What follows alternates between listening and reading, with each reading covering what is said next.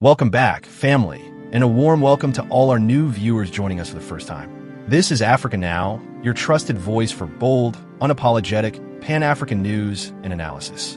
Before we dive into today's explosive story, take a second to like, share, and subscribe to the channel. Your support fuels this movement. If you find value in this content, consider showing love through YouTube's Super Thanks feature. Every contribution helps us keep telling the stories that matter.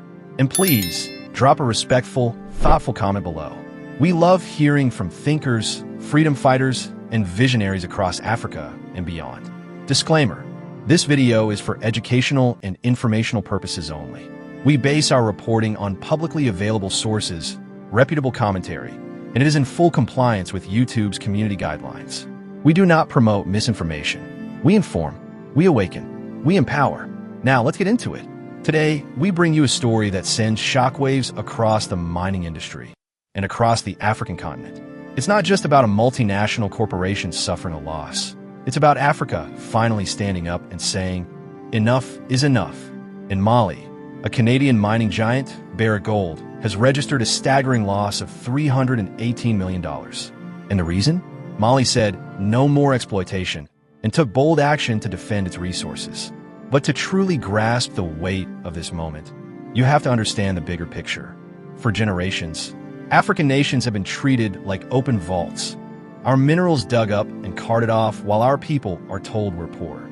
Our lands enriched the West, while our schools stayed underfunded, our roads crumbled, and our futures were sold for pennies on the dollar. But that script is being rewritten, and it's happening now. In 2023, the transitional government of Mali made a declaration loud and clear. You have stolen enough from the Malian people. With those words, they amended their mining code, increasing the share of Mali's ownership in its own gold. Barrick Gold refused to comply. They resisted. They stalled. They tried to pressure the government. But Mali stood firm. Authorities told the company, if you won't agree, pack up. The gold is ours. This is your moment to smash that like button if you believe African resources must serve African people. Even after being asked to comply, Barrick did not honor the new terms. So the Malian government did something unprecedented. They confiscated 3 metric tons of gold. And now, the price of gold has surged. The value of those 3 metric tons? Exactly $318 million. Suddenly, Barrick Gold is in crisis. Their CEO, in a recent interview, said, "We don't even know where they're keeping our gold." And to that, many Africans are asking, your gold? Let's be clear, this is not Canadian gold. This is Malian gold, dug from Malian soil, under Malian skies, by African labor. And just like in any criminal investigation, when something is seized by the authorities, you don't get to demand where the evidence is kept. The audacity to call Africa's gold, there shows just how deep the entitlement runs. Drop us a comment and tell us where you're watching from. Let us know where in the world you're standing with Africa. This loss isn't just about money. It's about a reckoning. Barrick Gold began operating in Mali in 2005. That's 2 decades of extraction, 2 decades of exporting wealth. And if we take this year's loss of $318 million as a yearly average and multiply it by 20, we're talking over $6 billion siphoned out of Mali. Yet they call Mali poor. And now that just 3 metric tons were held back, they cry foul? They shout about injustice? They lament about human rights? The CEO claims several executives remain detained in Mali and calls it a violation of human rights. But let us ask the difficult question. Where was this concern for human rights when African men, women, and children were shackled and shipped across oceans during the transatlantic slave trade? Where was this outrage when Africa's lands were carved up and exploited for centuries? Now, because a government stands up and says, we want a fair deal, it's a crisis. If you're feeling this truth, if it's stirring something inside you, don't just sit back. Hit that subscribe button. Share this video with your brothers and sisters. Let the world know Africa is no longer asleep. You see, this is bigger than gold. This is about sovereignty. This is about dignity. This is about a new chapter led by leaders unafraid to speak the truth. Mali's transitional president, Assimi Goïta, has become a symbol of defiance against neo-colonial greed. Alongside figures like Ibrahim Traoré of Burkina Faso and Omar Tiani of Niger. These men are being celebrated by many across the continent as modern-day revolutionaries. They are standing on the shoulders of Nkrumah, Lumumba, Sankara, and millions of everyday Africans who dared to dream of a liberated continent. And to the multinationals who think crying foul will turn back the clock, we say this: Africa is not your backyard. Africa is not your mine. Africa is rising. These confiscations aren't isolated acts of resistance. They're a signal. The days of unchecked extraction are coming to an end. The African youth are wide awake, and we are reclaiming what is ours. If you stand with this message, show it. Give this video a thumbs up. Share it. Comment "Viva Africa" if you believe in the rise of this great continent. We're not just watching history. We are living it, and we are shaping it. The tremors from Mali's decision are being felt far beyond its borders. In corporate boardrooms from Toronto to London, analysts are scrambling. Investors are panicking. The idea that a small African nation could take on a giant and win was once unthinkable, but now it's undeniable. And yet, what happened in Mali is only the beginning. This is not a Malian issue. It is an African issue. It is about resource control, sovereignty, and dignity for every African nation whose earth bleeds minerals while its people bleed poverty. And here's the bitter truth. For decades, companies like Barrick Gold have operated across Africa under agreements that favored them, not us. Contracts signed behind closed doors, royalties too low to lift our people, profits funneled out while poverty remained entrenched. They got rich. We stayed poor. So, when we see them now complaining about 3 metric tons, just 3 metric tons, when they've taken so much more for so many years, that's not loss. That's justice knocking on the door. If you're watching this and you've ever wondered why Africa, with all its riches, still struggles with basic services, this is why. It's because we've been told our wealth belongs to someone else. But a new wind is blowing across the Sahel and across the continent. One that doesn't ask for permission. One that doesn't apologize. One that doesn't back down. This is the rise of sovereign Africa. And what we're witnessing is not anti-Western rhetoric. No, it is pro-African action. There's a difference. It's not about hate. It's about healing. It's not about vengeance. It's about value, reclaiming the value we were always denied. To those who cry out about investment risks, who warn of economic instability when African nations demand fairer terms, we ask, was it not economically unstable to let billions leave the continent while our children starved? And to those still watching, still thinking, still wondering, this is the moment to choose where you stand. Are you with those who see Africa as a supply chain, or with those who see Africa as a sovereign force? If you stand with the continent, subscribe now and turn on that notification bell, because these are the stories they don't want you to hear. And here's something to reflect on. Barrick Gold said they don't know where the gold is, but we know where the gold came from. It came from African land. It came from African sweat, and now it stays on African soil. Let that sink in. This story isn't just about loss. It's about reckoning. It's about balance being restored. Slowly, painfully but surely, we are witnessing the death of neo-colonial economics and the birth of a new era led by those who refuse to bow.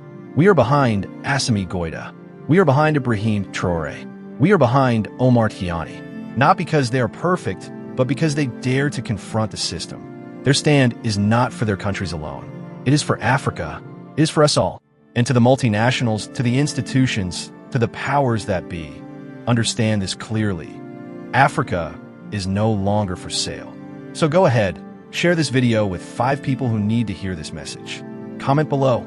Africa is not poor. Africa is being looted. Let the world know we are woke. And while the global media tiptoes around this story, crafting narratives that protect corporate reputations, we will not dilute the truth. We will not water down what this means. Because this right here is the moment many Africans have been waiting for. Not just for a statement, but for real action. And action has come from where many least expected. Military-led transitional governments, often dismissed as unstable, have become the frontline defenders of Africa's sovereignty. These leaders have done what decades of democratic governments, crippled by external debt and donor pressure, were too afraid or too compromised to do. They said no. No to exploitative contracts. No to corporate bullying. No to foreign dominance over African wealth. They said this is ours. And more importantly, we're taking it back. Let that resonate. Because if Mali can do it, then Burkina Faso can. Then Niger can. Then Congo can. Then every African nation that's been bound by the shackles of unfair mining deals can rise. This is not a call for chaos. It's a call for courage. It's a call for clarity for leaders who understand that minerals beneath our feet should first feed our people before they feed foreign shareholders. Now the West is watching with unease. Think tanks are writing papers. Politicians are drafting statements. Multinationals are reassessing their exposure in African markets. But here's the message we must send, loud and clear. Africa is not unstable. Africa is awakening. And awakening is always disruptive to those who profit from sleep. Now, let's go back to that $318 million loss. Think about what that figure means. With just that amount, Mali could build hundreds of schools. It could fund hospitals. It could electrify villages. It could empower young entrepreneurs, fuel local industries, and ignite lasting change. And that was just 1 year, 3 tons. Now, multiply that over 20 years. Ask yourself, where would Mali be if it had kept its gold? Where would Africa be if all our nations had said no earlier? If this message is opening your eyes, don't scroll past. Like this video right now to help it reach more Africans, more truth seekers, more freedom lovers. Let the algorithm know this story matters. Because stories like this are not just headlines. They are battle cries for a generation determined to break free. And we are that generation. You see, this is not only about the gold that was taken. It's about the mentality we were taught to accept. That we should be grateful for exploitation. That for investment means surrendering control. That we can't run our own industries, manage our own wealth, lead our own revolutions. But now, the tide is turning. The youth, you watching this, are not waiting for permission. You're not begging for change. You're demanding it. You're done being told your continent is poor. You are done watching Western companies call your land their resource hub. And you are ready to reclaim not just the gold, not just the cobalt, not just the oil, but the power, the narrative, the pride. So let this be a rallying point. Drop a comment below. We are the generation of reclamation. Let's flood this comment section with unity. Because when we stand together, across countries, across borders, across languages, Africa becomes unstoppable. What we're witnessing isn't a one-time event. It's a shift, tectonic, historic, and irreversible. It's not just about Mali or a single corporation losing revenue. It's about a continental consciousness awakening. And make no mistake, the resistance is real. Multinational firms are now scrambling to protect their interests, lobbying foreign governments, and in some cases, quietly funding unrest to create instability. Because when African countries assert control over their resources, profits shrink. And with that, the illusion of control begins to crumble. Let's be brutally honest. The resource wealth of Africa has never truly benefited Africans on a scale it should. While our soils have been rich, our people have remained poor. Not because we lack capacity, but because we've been deliberately kept in a position of dependence.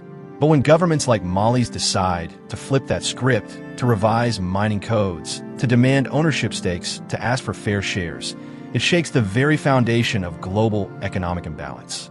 Barrick Gold's frustration isn't just over lost revenue. It's over lost power. Because for so long, they operated in Africa with the kind of impunity they wouldn't dare exercise in Europe or North America. But now, they're seeing what happens when African nations demand equality, not charity. Any irony? While they cry about human rights, they've been silent for decades as communities living next to mines suffered contaminated water, displacement, and poverty, while watching their own gold leave the country in cargo planes. Where was the compassion then? So when a CEO speaks to media outlets and claims confusion over where their gold is, we must ask, was it ever yours to begin with? If you're still with us right now, if you're feeling the fire, the truth, the necessity of this message, don't just watch. Be a part of this movement. Smash that like button. Share this video in your WhatsApp groups. Post it on Facebook. Send it to someone who still thinks Africa needs saving. Because this is not about pity. This is about power. And here's what should inspire you. This is not just a story of resistance. It is also a story of what's possible when Africa says no and backs it up with action. It shows what happens when we do the math, when we ask the hard questions, when we look beyond the press releases and into the numbers, the contracts, the long-term losses that were cleverly disguised as investments. It shows us that if we can reclaim what's ours, even a portion of it, the transformation will be monumental. Imagine Niger controlling 100% of its uranium and using it to power its own homes before exporting a single gram. Burkina Faso managing its gold for national development instead of shipping it raw to European refineries. Congo owning its cobalt industry and using the proceeds to build highways, universities, and innovation centers. This is not a fantasy. This is a vision grounded in action, and it's already beginning to unfold. But needs fuel. It needs your voice, your energy, your presence in the conversation. So drop a comment now. Africa will rise on its own terms, because the world needs to hear us, united, unapologetic, and unbreakable. We are not angry. We are aware. We are not victims. We are visionaries. And this generation, we're not just asking for freedom, we're seizing it. And so, as the dust settles over the red earth of Mali, a louder truth emerges. One that no media blackout, no corporate spin, and no foreign threat can silence. Africa is done begging. Africa is done bleeding. Africa is rising. This moment isn't just about a mining code. It's not just about $318 million or 3 metric tons of gold. It's about the spirit of a people who have been silenced, stolen from, and sabotaged for centuries, now finding their voice again. It's about you. Wherever you are, whether in Accra, Addis Ababa, Nairobi, Johannesburg, Paris, Toronto, or New York, if your heart beats with the rhythm of this continent, then this story is yours too. This is our time to unlearn the lies, to rewrite our future, to teach our children that Africa was never poor, it was plundered. But now, we are reclaiming what was stolen. And if that moves you even a little, if it stirs something inside your chest, if it makes you want to stand taller, speak louder, and dream bigger, then support this movement. Don't just be a spectator in history. Subscribe to this channel. Let it be your digital weapon in the fight for truth. Click that super thanks if you believe in building an independent African voice that answers to no one but its people. Like this video if it awakens something in you. Share it with your friends, your family, your community, because this story deserves to be heard, not buried. And leave a comment below saying, I am part of the generation that reclaims Africa. Because this story, this fire, this awakening, it doesn't end here. It begins with you. Viva Africa. Viva the struggle. Viva the future we are building with our own hands.